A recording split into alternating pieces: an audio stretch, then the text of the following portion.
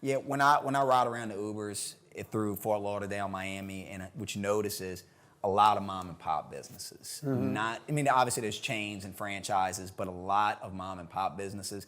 That kind of what is my view of the American dream. That hey, look, I can start a business, any business. Great point. Any business, and then the family building a can work business, there. Yeah. ownership of a business, no doubt. And then your kids can work there, and hey, maybe they take over the family business, maybe they sell it, and that kind of idea. But going back to what you said about, having the freedom of mobility. Now, you're right about the real estate thing. All the real estate I bought, I was blessed. I bought it, 3-4% interest rates. It's not. Now it's double. It's not sustained, and the insurance going up. So I put a pause on that. But, and you're outside of New Orleans, outside right? of New Orleans, yep. So, how much you got to pay for flood insurance and hurricane insurance? Probably unaffordable. It's getting there. Yeah. And, listen, we're in South Florida. There's hurricanes here every year. Who knows where it gets to, right? It's like earthquake insurance or mudslide insurance in California. Rough stuff. I think the insurance industry, I'm also a licensed insurance adjuster, but I think that industry just needs to change. I think the insurance industry is broken. Something's got to change. I know DeSantis is doing a lot here to try to, get more carriers here. That's the problem they have in Louisiana. They can't get carriers to come there. It's just becoming, really? Yeah, it's uninsured. So you can't even get a carrier to insure your stuff. Exactly. But I'll add one more thing.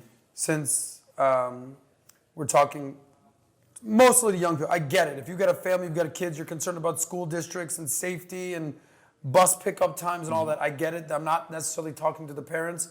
I don't have kids. All my sisters got kids. All my best friends have kids. I'm cool, Uncle Adam. I get it. So I can't really give you the best advice for that, because if you have kids, it's a game changer.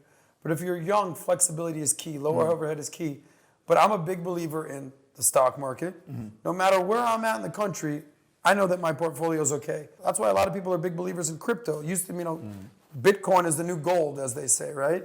So, I've interviewed a lot of gold guys, and it's like, what do they say is like gold, you won't get rich with gold, you'll stay rich, right? It curbs inflation, it's a store of value. We hear that with Bitcoin.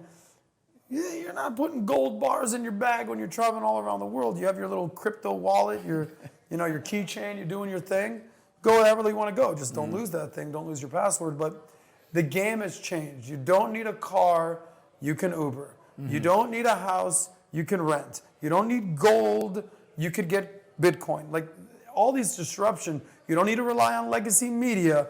There's podcasts and disruption. So the game has changed significantly. So has the American dream. So as long as we just adjust our mindset. So a lot of young people are going to get advice from who? Their parents, their teachers, their elders.